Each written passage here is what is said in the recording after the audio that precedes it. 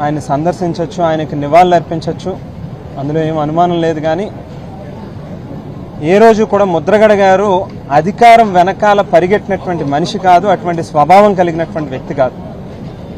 ఎప్పుడూ సమాజం కోసం ఆయన నమ్మినటువంటి సిద్ధాంతంతో చాలా బలంగా మొండిగా ఏదైతే ఒక సమస్య మీద పోరాడేవారో అందులో రాజీ పడకుండా ఉండేవారు. మరి ఇవాళ ఆయన కుటుంబ సభ్యులు ప్రభుత్వ లాంఛనాలు అవసరం లేదు, ఆయన ఎప్పుడు కూడా పద్మనాభం గారు అధికారం వెనకాల పరిగెట్టినటువంటి వ్యక్తి కాదు అనేటువంటి విషయాన్ని వారు చెప్పినటువంటి మాటల్ని ఇవాళ పాత్రికాముఖంగా అందరికీ కూడా తెలియజేస్తా ఉన్నాం.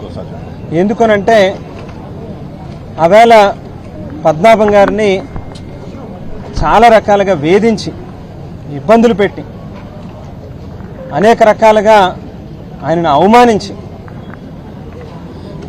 ఆయన కుటుంబ సభ్యుల పట్ల కూడా చాలా అసభ్యంగా ప్రవర్తించి ఈవేళ ఆయన చనిపోయిన తర్వాత ఎవరి ముసలి కన్నీరు అవసరం లేదు అని చెప్పి చెప్తా ఉన్నాం. అలాగని ఇది రాజకీయాలు మాట్లాడేటటువంటి సమయం కాదు. ఖచ్చితంగా పద్మనాభం గారిని అభిమానించేటటువంటి వాళ్ళు పార్టీలకి రాజకీయాలకి అతీతంగా ఉన్నారు. వాళ్ళందరూ కూడా తప్పకుండా వచ్చి ఆయనకి నివాళులు అర్పించవచ్చు, అందులో ఏ రకమైనటువంటి అభ్యంతరం లేదు. కానీ ప్రభుత్వ లాంఛనాలు మాత్రం అవసరం లేదనేటువంటి మాటని మాత్రం వాళ్ళ కుటుంబ సభ్యులు మాటగా ఈవేళ పాత్రికాముఖంగా ప్రభుత్వానికి కూడా తెలియజేస్తా ఉన్నాం. అవసరం లేదు అని ఒక ప్రచారం జరుగుతూ ఉంది. ఇక్కడ ఉన్నటువంటి కొంతమంది పోలీస్ అధికారులు కావచ్చు, లేకపోతే ఈవెన్ సీనియర్ జర్నలిస్టులు కూడా కొంతమంది చెప్పడం జరిగింది ప్రభుత్వం ఆ రకమైనటువంటి ఆలోచన చేస్తూ ఉందని.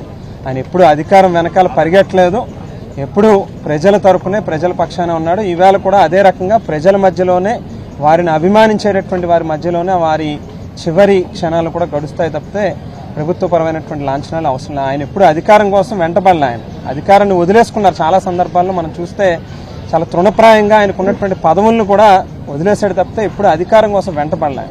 నేను ఈవేళ కూడా అదే చెప్తా ఉన్నాను. చెప్పాను కదా ఆయన ఉన్నంతకాలం ఆయన్ని అనేక రకాలుగా అవమానించారు, ఇబ్బందులు పెట్టారు. ఈవేళ ఏదో మనసులో లేనటువంటి ప్రేమని బయటకి నటించడం కోసం అవసరం లేదు అనేటువంటి మాటను పత్రికాముఖంగా ప్రభుత్వానికి చెప్తా ఉన్నాం, అధికారులకు చెప్తా ఉన్నాం, అందరికీ చెప్తా ఉన్నాం. వాళ్ళ కుటుంబ సభ్యుల మాటనే వారు ఇవాళ కొంత బాధలో ఉన్నారు. ఆయన పద్మనాభం గారి పార్థివ దేహం దగ్గర ఉన్నారు కాబట్టి వారి తరపున